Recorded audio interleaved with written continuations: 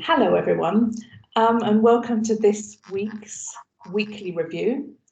Thank you so much for your comments. You've contributed so much to this week's learning. We've loved hearing your reflections and your suggestions too. And we notice really importantly that you're responding to each other's posts. And this is great to see because we love that you're creating your own learning community.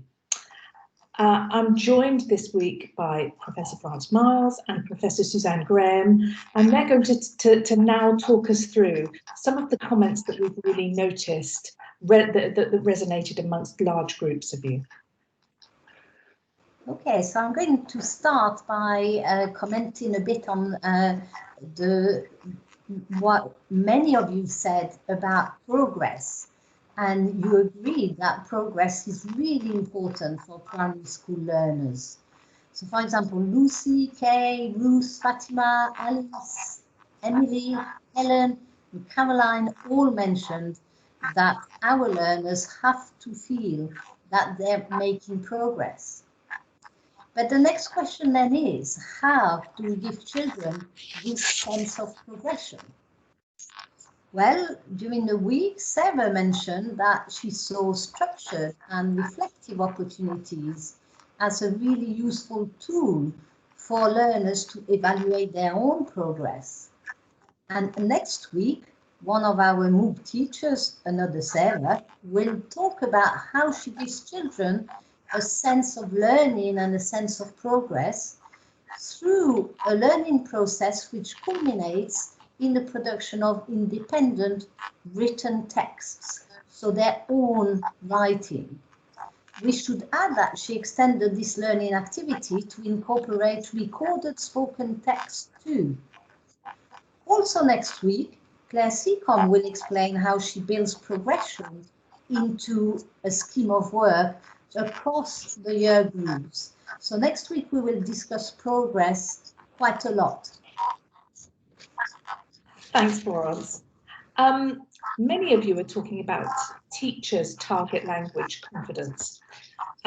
Kirsty and Lucy, for example, considering how less linguistically confident teachers can support learning. There aren't any easy answers here, although anecdotally, we hear plenty of great examples of teachers, teaching assistants and children learning languages together.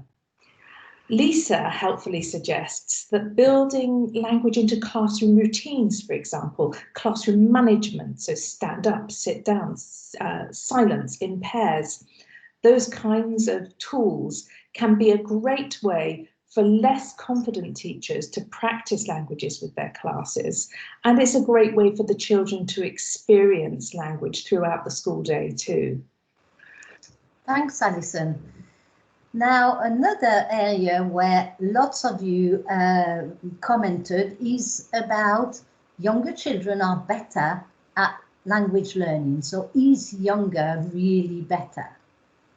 Well, here we know that we have to make a distinction between children learning in the home, being exposed to the language in their daily life, and children learning languages in the classroom.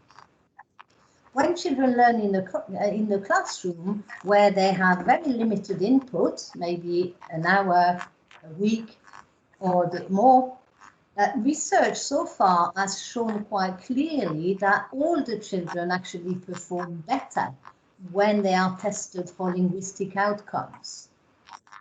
Utako makes an interesting point that consistency in input is important, and the quantity of input is important too. In other words, learning 2 or even 3 languages at home is a very different experience from learning a language in the classroom maybe once or twice a week. Okay, and we've also had some really important contributions about the role of the teacher in foreign language learning. It's essential that we do recognise that important contribution from the teacher, from an enthusiastic teacher who can really add a lot to the learning environment. And so, for example, Elcom mentioned that teachers can be crucial to maintaining and cementing a place for foreign language learning in a crowded primary foreign language curriculum. And indeed, research does support that view, showing that all kinds of stakeholders like teachers, senior leadership and parents are really important factors in underpinning foreign language education.